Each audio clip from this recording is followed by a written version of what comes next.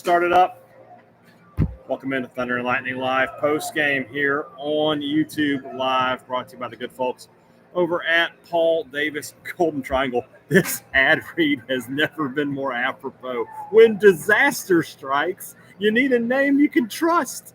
Paul Davis Restoration is here to help you recover from water, fire, mold, and storm damage 24/7. Their expert team provides fast, professional service to restore your home or business to its original condition.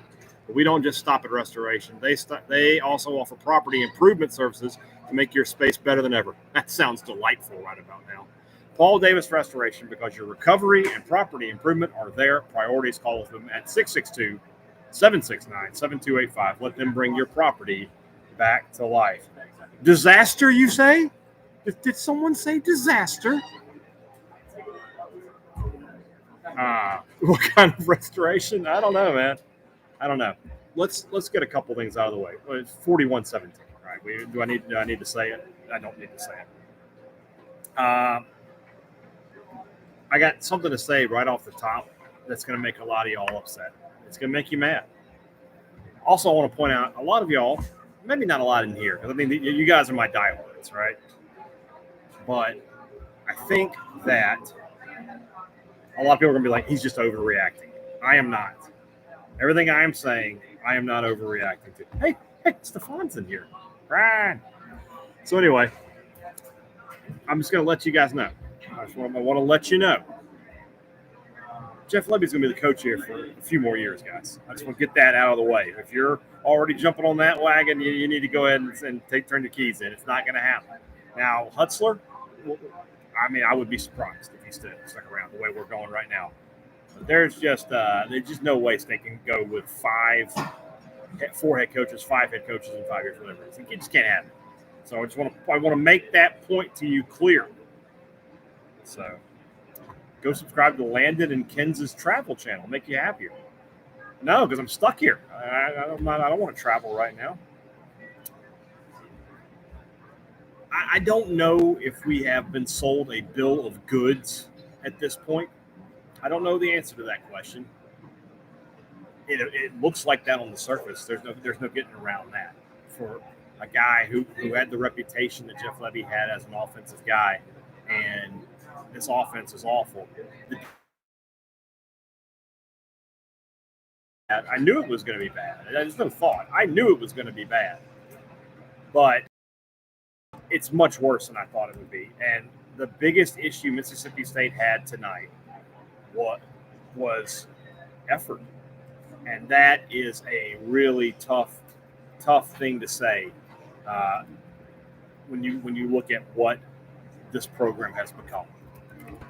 The defense, the lack of give a crap, for lack of a better word, was startling. Just missed tackles, lack of physicality, lack of just desire, it felt like at times. And yeah, it was just not an acceptable effort on either side of the ball. And then offensively, once again, you can't run the football. Guys, State had 66 yards rushing tonight. They had 50? It was 24 last week. This is Big 12 and then a MAC team. You know, I know Florida sucks, but they're still an SEC team. And then you play Texas and Georgia. Guys, what on earth is going to happen here? To me, this loss is worse than Maine, and I'm going to tell you why. I was talking to Bart Gregory earlier, and he brought up a good point. He said, I thought Kroom was crazy when he talked about losing to Maine, and he was like, they were better than us, because they weren't. They were not better than Mississippi State. This team was. Toledo was better than Mississippi State. They're just a better team. And that is a hard pill to swallow. Speaking of that, of the Out of Left Field podcast, I spoke to Charlie Winfield, who, by the way, people are asking for refunds already. But he made a good point. He's like, you say what you want about State's NIL, how it compares to the rest of the conference. That's fine.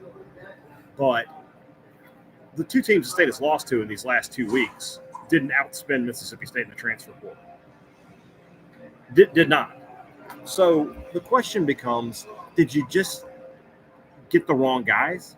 And that's a scary proposition. That means you evaluated very, very, very, very poorly. That's a real scary proposition. And I'll be honest with you, some things that, like tonight, Stonka Burnside not being dressed out. Is he injured? Or is there something else going on there? I don't think Leon Bell was on the sidelines tonight. Where is he? Robbie Falk said he was going to ask about that in the postgame, so I want to find that out. Lebby is Moorhead all over again. Guys, Moorhead didn't lose games like this. What were Moorhead's non-conference losses? He lost 2 bowl games to Iowa and Louisville, and he lost to Kansas State. Those are Power 5 teams. All of those teams were bowl teams. They didn't lose games like this, and he certainly didn't get it. They didn't get embarrassed like this. They got embarrassed on their own home field by a MAC team. Now, I'm going to give Toledo a ton of credit. Not so much to say, okay, Toledo's better than Mississippi State, blah, blah. Toledo played really well. They had a great game plan. They're well coached. They will be I think they'll be a factor in the MAC. You know, I go back to last week in Arizona State. I don't think they're a factor in the Big 12. But I think Toledo can be a factor in the MAC. But it doesn't make a difference. A team that is a factor in the MAC should not be able to come to an SEC team's home stadium and not just win, but just push them around from one side of this field to the other. State was never in the game. They go 3-and-out on their first series. Toledo goes right down the field and scores. They go 3-and-out again. Toledo scores again. It was incredible. And once again, you know, I don't know. It's just bad luck. It really is just bad luck.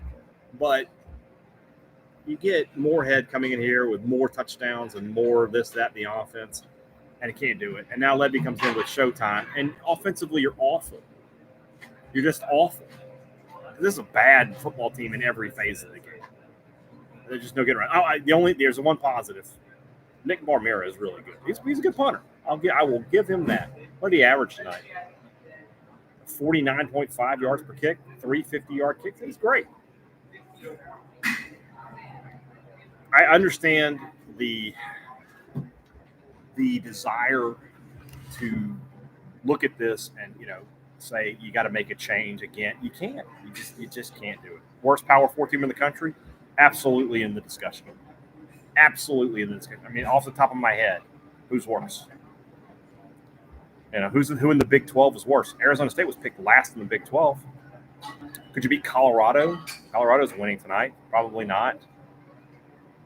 Vanderbilt lost tonight, but, I mean, they've got a good win over Virginia Tech. Florida, I guess we'll find that out next week. In the ACC, who's the worst team in the ACC? I don't even know off the top of my head. Florida State. Florida State would beat Mississippi State. So it's just rough. It's just rough to watch. It's just rough to experience. You know, the crowd, I'll be honest with you, there were more people in there at the start of this game than I thought there would be. And more people hung around to the end than I thought would do so as well. But next week against Florida, I have no idea what that crowd's going to look like. And I can't blame anybody. I cannot blame anyone who says, I don't want to come anymore. I don't want to be here. I don't want to do this. I understand, man. I get it. All right? I understand that the investment that you guys make in this program, even if you just buying a ticket to one game, getting the family here, even if you get a cheap ticket, getting the family up here and maybe getting a hotel room or, you know, nothing else, buying some concession, it's expensive. So I understand. You know, I sympathize with y'all. You know, I have the luxury, if you want to call it that, after watching this game, of being able to just come to the stadium. It doesn't cost me anything. I live here in Starkville. So, I mean, as soon as I finish this show, I'm going to get in my car. I'll be home in 10 minutes. I get it, man. I get it. So a lot of you are asking, you know, what is the projection for this team right now? I mean, it's foolish to say anything better than 2-10. And UMass played a better game against this same Toledo team than the Mississippi State did tonight. Please let the curse words fly. I'm going to work clean. I'm not going to do that. Brandon Walker is available for those of you who need that. Leon Bell is gone per Robbie, so Robbie must have asked Levy about that in the press conference. Let me see if I can find that tweet so I can quote him directly. Another player no longer with the team is right tackle Leon Bell. Jeff Levy just confirmed that, said Stonka Burnside will be back next week. I thought Leon Bell had played better than any other offensive lineman State had, so that's a big blow. And I worry about the culture here when I start seeing it. When three guys have left the team for whatever reason in the first 3 weeks of the season. Jeff Pittman gone, Eric Taylor gone, and now Leon Bell gone. Something's not right. Something's not. We're not being told something here. Next week we'll get an injury report, so we'll get an idea of where this team is and who's going to be here and what. But something stinks. I'm going to pass the smell test here. Why did Eric Taylor leave? I have no idea. No clue. No idea whatsoever. The offensive line, a lot of you guys are bringing that up. It's bad. It's really bad. Like McCollum Pounders, I don't know what happened there. I can't. Every indication was he was going to come in and be pretty good. No, not the case. That offensive line is not good from left to right. It's just rough. And then State complicates the matters by the way they run the football. They don't try to bounce it outside very much. They just try to go up the middle, and it's just not working. Everything they're doing is just not working for Mississippi State. I don't know what to make of it. I don't have a lot of answers for you, to be totally honest. I can have opinions. I can tell you what I think. Stephen Snow says we need chicken wings. We do need chicken wings. I could go for some chicken wings. This is one of those days we need fried chicken. It's one of those days that it's tough to stay on the diet. I just want to go stop at Taco Bell or something. But regardless of that, somebody says they forgot Caleb Cunningham was on campus. You guys could probably go ahead and close the book on Caleb Cunningham. Would be amazed if he ended up at Mississippi State at this point. And then somebody asked about decommitments. We'll see how that goes. A lot of those guys that one game and stuff doesn't bother them. They look at it in terms of I can come in and play right away. So I don't know. I just don't know about that. All in all, with this game tonight, here's the scary part to me. This is what I don't know. Is this rock bottom? Was this the end? Was this the bottom for Mississippi State, or is there more to come? I mean, when you think about Mississippi State after next week, right? They play Florida, right? Then it's the number what? Texas is 3rd. Georgia is 1, assuming they hold on. I think they've got that game won in Kentucky. Because they're going to escape Kentucky with a win. Tennessee, Ole Miss, Missouri, they're all in the top 10.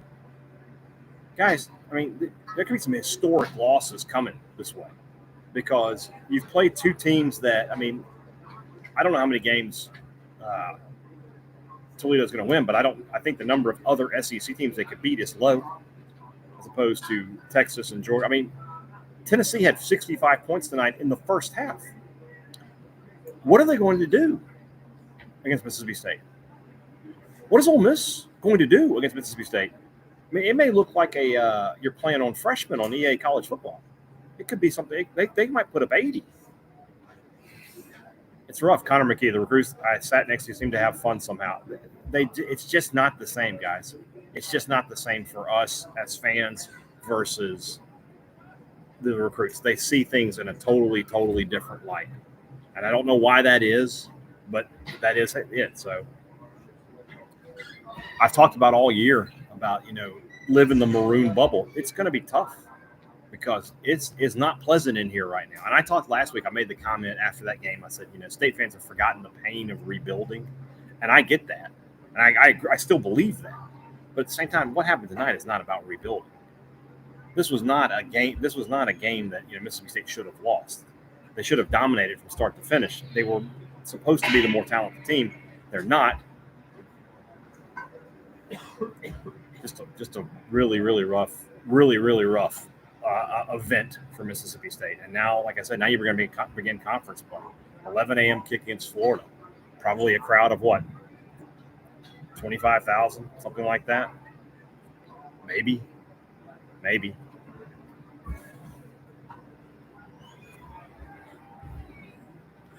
I feel bad. It's like you guys are suffering. I'm with you. You know that I'm with you. But at the same time, I'm up here. I can't just be pounding the table. Somebody told me I needed to go full T-Bob A-Bear in this. I can't do that. I'm in the press box. I can't do that. So, let's see. We are brought to you by the good folks over at Lazy Guys. Already closed tonight, so don't worry about that tonight. But tomorrow, you're watching the NFL. You don't want to get off the couch. You need dinner or lunch delivered in Starkville or Columbus. Ditch DoorDash, unload Uber Eats, and go local with Lazy Guys. Use the promo code MSUNIL to save $3 on your order and make a $1 donation to the Bulldog Initiative. God knows they need it. For orders of $50 or more, you can get $10 off and make it $5 to the initiative with the code MSUNIL50. Download the Lazy Guys app or go to www.lazyguys.com. If you don't want to leave the couch during the game, don't feel like fighting the crowds in the store, if it's picking up groceries for dinner or if it's picking up dinner themselves, make sure you go local and support the Bulldog Initiative with Lazy Guys. Like speaking of the Bulldog Initiative, that's another. We talk about it all the time on the pod that this is entertainment, right? These are your entertainment dollars going to work. Please say a rue de grand fromage. I just said it.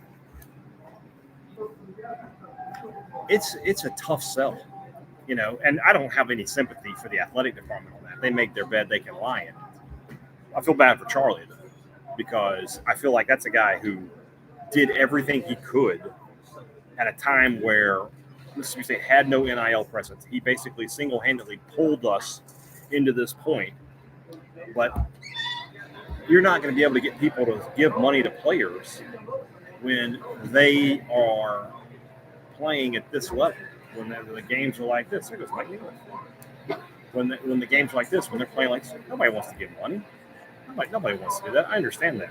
Thomas Loftus says, I've already revised my BI payment plan tonight. Jane says, Charlie getting no more money from me. I understand. Was this worse than South Alabama? Oh, yeah. Much, much worse. Much worse. See you, Danny. Danny P. I was just giving you a shout out. Oh, see you, buddy. Yes, sir. But so I don't know with the initiative how that's going to work. We talk about Ole Miss a lot, and we're like, hey, if they don't deliver on their own hype this year, that's going to hurt their NIL promises. So far, so good for them. Mississippi State, I mean, how can you look at this and go, I've been given money, and this is what we have? I get it, man. I absolutely understand that. Turn the camera around. Can I turn the camera around? I'd have to turn the whole thing around. I'm not going to do that. So, I mean, I'm just, let's see what I can do here. There you go. That's my view here at Davis Wade. I mean, Ty Kern is right. No NIL, we might as well shut it down. You're right. You're correct. But at the same time, people want to see results when they give money, and it's tough. That's a tough ask for them. So,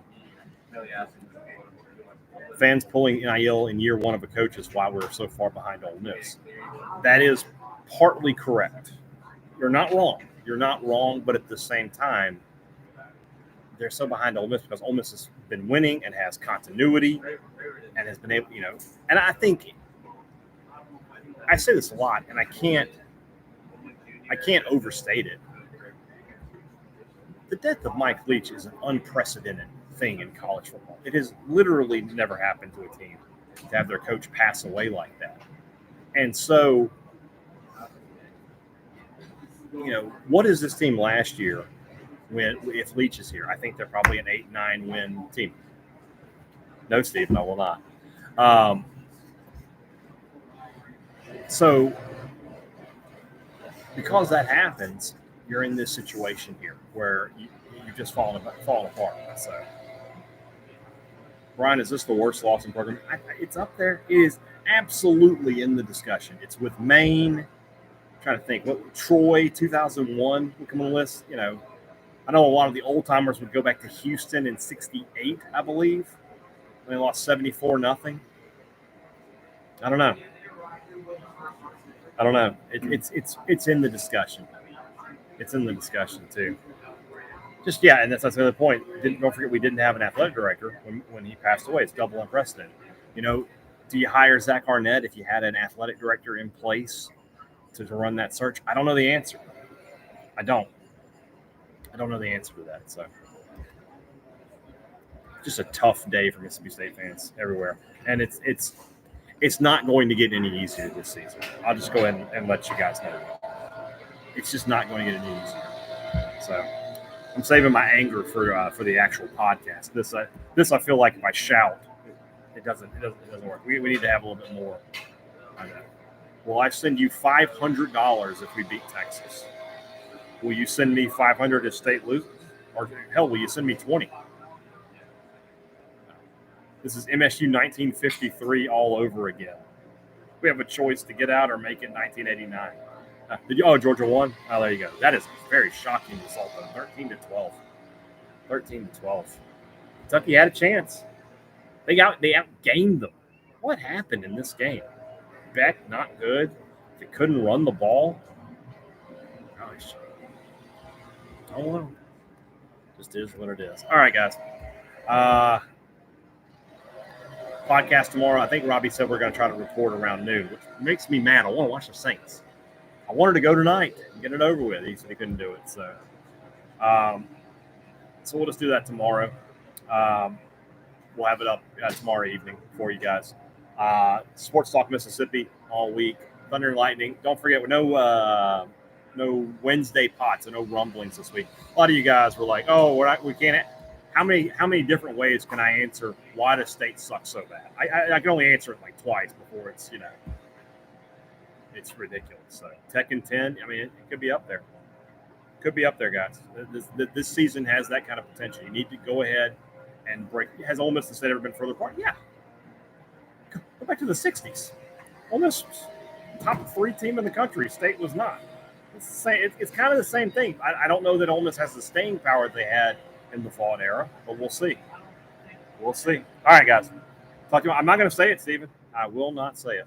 All right, guys. Talk to you guys tomorrow on Thunder and Lightning. Appreciate you tuning in to Thunder and Lightning Live. I'm supposed to do a Paul Davis Impact Player of the Game. I'm going to pick one. I'll pick you an Impact Player. Hold on. I'll do it. The Impact Player of the Game, Paul Davis Impact Player of the Game. Tucker Gleason from Toledo is going to be my Impact Player of the Game. 23 of 28, 285 yards, 3 touchdowns. Also had 10 carries for 40 yards. He came into this game completing 48% of his passes, and he completed 82% tonight. Talk to you guys again tomorrow. Have a good one. Appreciate it. It's been Thunder and Lightning Live here on YouTube.